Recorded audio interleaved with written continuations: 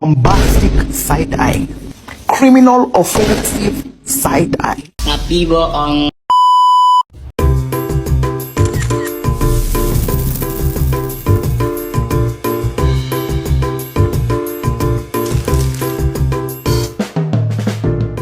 Assalamualaikum warahmatullahi wabarakatuh. Kami dari kelompok 2 ingin mewawancarai narasumber kita nih dari pelatih karate. Boleh diperkenalkan namanya? Halo, nama saya Muhammad Fei, saya pelatih karate. Abang nih sebelumnya pernah ngelatih di mana aja sih? Sebelumnya saya pernah melatih di POPB, PPLM, sama di Belanda. Terus sama beberapa sekolah di waktu pas baru pertama kali kuliah, sama klub-klub. Mulai tahun berapa abang ngelatih? Melatih itu dari tahun 2012, dari semenjak SMA kayaknya, Sabuk Hitam. Soalnya kalau di karate itu pertama kali melatih itu dari Sabuk Coklat, jadi boleh melatih. Itu di perguruan dulu. Terus Along pernah melatih karate di usia kategori 8 sampai 12 tahun? Malah pernah melatih dari umur 6 sih, 6 sampai 6 dari umur 6 sampai ya sekarang kadang 20-an ya, 20 tahun sampai under 21. Sebelumnya kalau kayak melatih bocah-bocah 6 tahun itu, anak-anak 6 tahun. Kalau untuk anak-anak 6 tahun itu sulitnya komunikasinya sih. Komunikasi paling penting itu. Ya kan notabene itu kan masih terlalu dini ya untuk latihan yang sangat berat gitu. Iya. Selain itu juga harus komunikasi ke orang tuanya. Ya, itu kan kalau komunikasi itu kan lagi orang tuanya lagi seneng-senengnya nih yang latihan seperti apa ya. Nah itu kita harus komunikasi dengan baik ke orang tuanya. Dimulai dari mana, seperti apa dan akan seperti apa ya. Efek-efek sampingnya gitu. Jadi komunikasi itu penting banget buat kita melatih sebagai pelatih. Untuk usia segitu kan 8 sampai 12 tahun itu buat karate kan ada fighter sama itu kan fighter sama kata ya. Nah itu udah bisa langsung dibagi atau belum?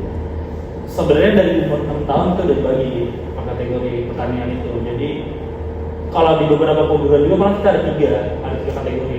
Pertama komite, kata, dan kata gerak sebutnya atau kihong.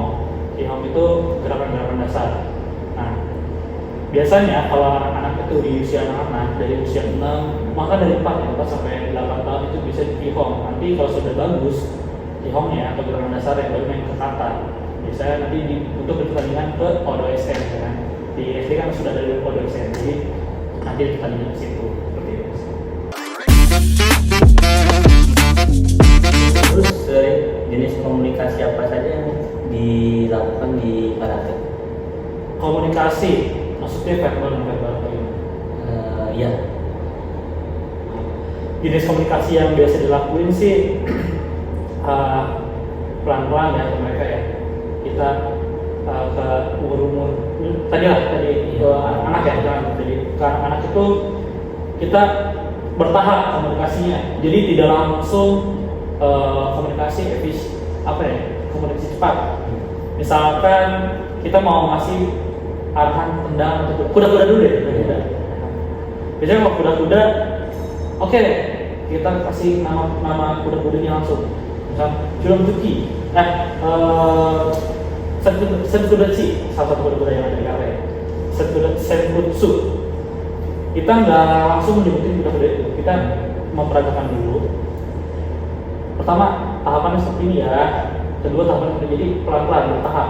Kalau misalkan mereka udah ngerti 1 kali 2 kali, baru kita lanjut ke tahapan selanjutnya. Jadi tahapan komunikasinya itu nggak langsung mengarah ke kuda-kuda yang udah jadinya gitu. Jadi bertahap satu-satu, tidak langsung seperti ini. Jadi dulu tangannya prosesnya. Ada tangannya, bentuk tangannya dulu yang dirapiin. Pasti ada tangannya kayak gini, ada tangannya kayak gini, atau ada bisa kayak gini. Jadi itu kita rapiin dulu. Ada tangannya nanti jempolnya kayak gini. Nah itu kita komunikasi dulu ke si atlet anak tersebut. Bahkan nggak anak-anak sih, yang baru mulai pun yang dewasa sama seperti itu. Kalau di karate itu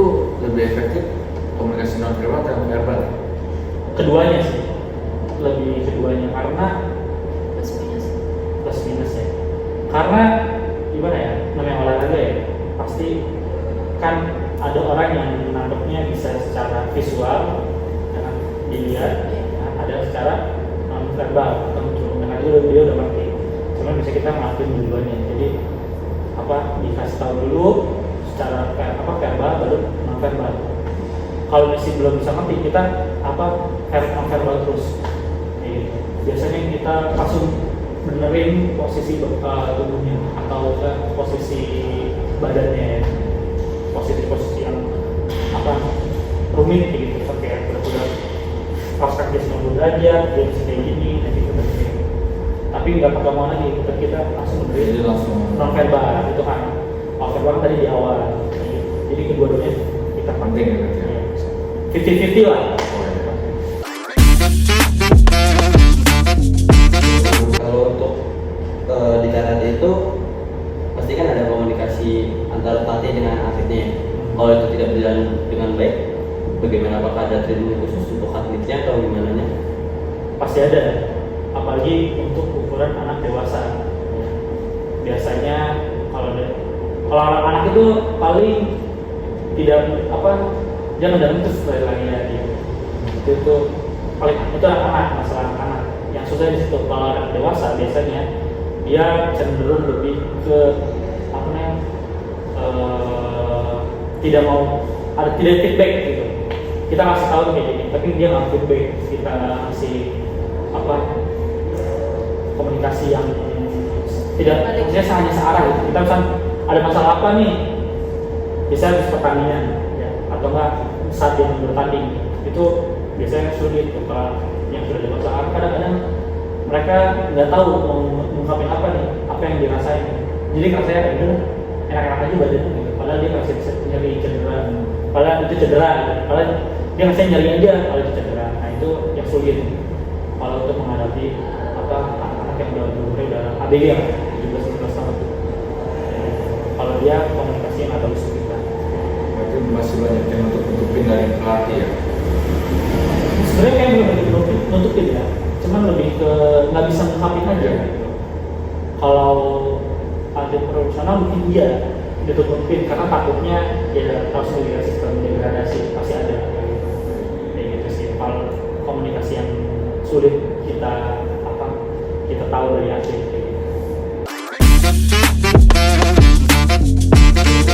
Kalau pendekatan khusus kayak Atlet. Komunikasi pendekatan khusus atlet masih ada. Kita di luar latihan itu biasanya ya, kita mendekatin atlet itu di luar latihan. Kalau di latihan kita semua masih sama, kecuali beberapa situasi kondisi ya, misalnya atletnya lagi cedera, itu pasti kita bedain komunikasinya ke dia.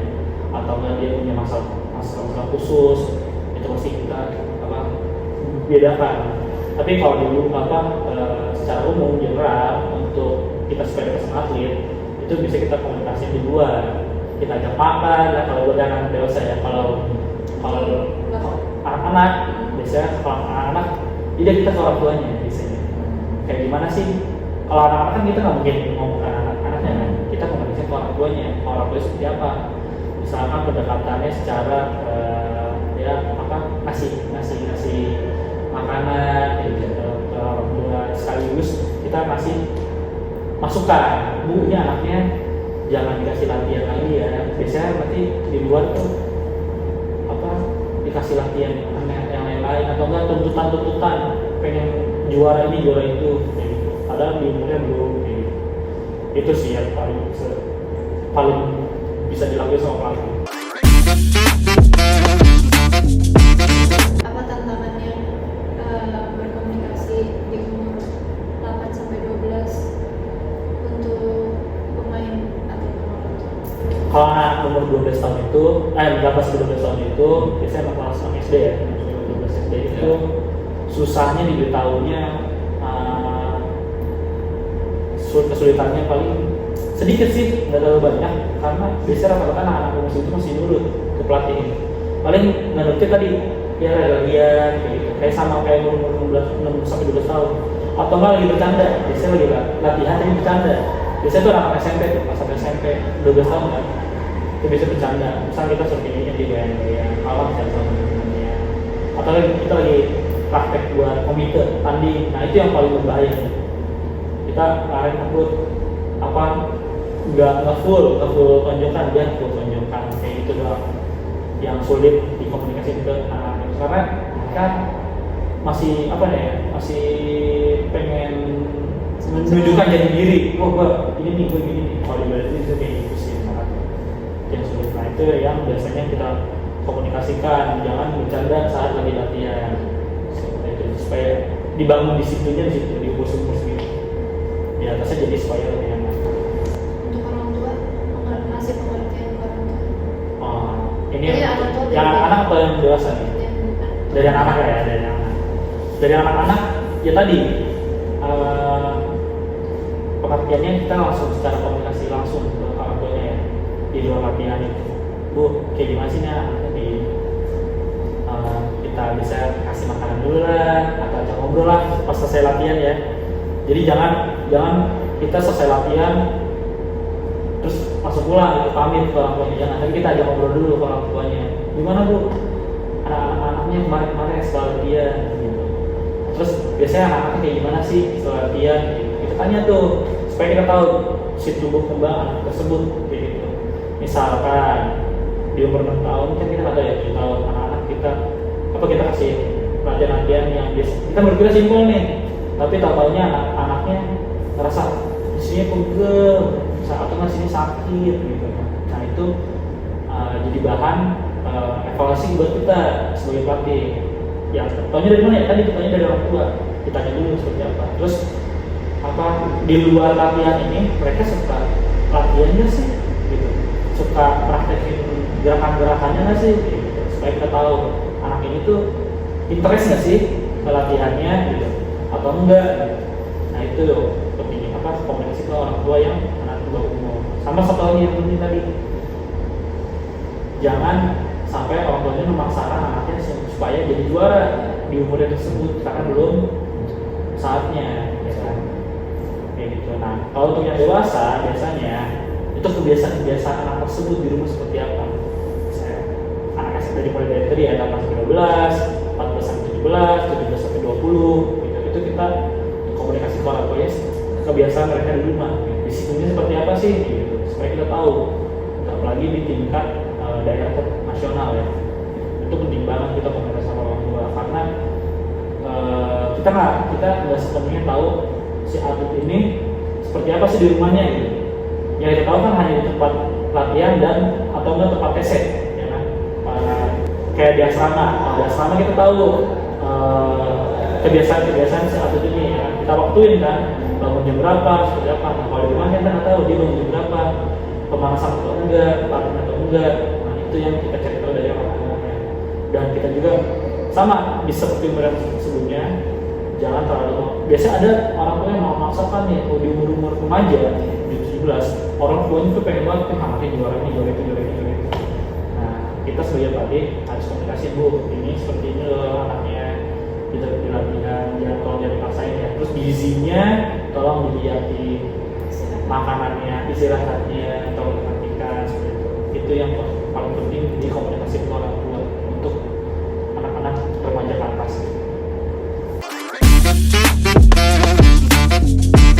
Iya, satu lagi Bang, pada saat pertandingan itu ada komunikasi khusus ke atlet atau kode strategi khusus ya? Ada. Biasanya komite ya. Kalau di kata kita lepas. Kita nggak bisa menyebut apa-apa kalau di kata atau jurus. Tapi kalau di komite itu kita ada. Misalkan tapi ada peraturan sekarang itu di karate itu kita tidak boleh berteriak saat bertanding. Nanti akan memberikan pelanggaran sama wasit atau kan di sokocui atau dikeluarkan dari lapangan. Nah komunikasinya verbal salah satunya kan. Nah kalau verbal itu bisa kita kasih kode-kode. Tapi kita harus lihat dulu posisi atlet. Misalkan racing kita kasih kode kayak gini atau nggak gini. Ya gimana buatan kita, tapi yang secara umum pressing seperti ini. Terus kita lihat misalkan komite posisi musuhnya dia terbuka di mana, nah kan ini, nah itu kita kasih komunikasi kayak gitu. Atau di sininya nih kosong, kamu coba sini. Kalau si atlet kemampuannya ada di tendangan, kalau di pukulan udah fokus ke sini, jangan dipaksakan. Terus posisi dia di bela diri itu posisi itu penting untuk mendapatkan poin. Sekarang ada 4 wasit, ada 1 juri. Nah, wasit juri wasit mana yang sering mengangkat bendera itu kita harus jeli tuh sebagai pelatih. Misalkan di posisi itu, di posisi ini, ternyata yang ini nih, yang sebelah sini yang sering mengangkat bendera, ya udah posisi badannya harus seperti ini. Jadi kita langsung aja harus seperti itu.